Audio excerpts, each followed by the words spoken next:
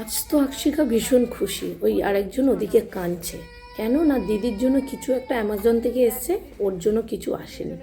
জিনিসটা কি, এটা হচ্ছে ছোট থেকে আমি যে জিনিসটা থেকে দূরে রেখেছিলাম আমার মেয়েকে, আজ সেটাই ওর হাতে দিতে হলো। কেন, তারও কারণ বলি।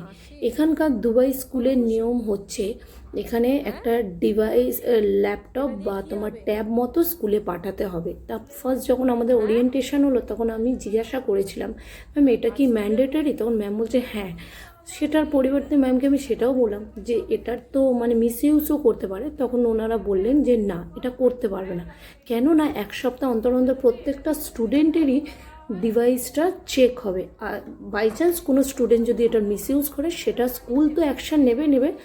প্লাস ইউএই গভর্নমেন্টের এতে ওদের একটা রুলস আছে যে কোনো স্কুল স্টুডেন্টস এটা মিসইউজ করতে পারে না। সেটা যদি করা হয়, সেটা গার্জেনের ওপর এফেক্ট পড়বে।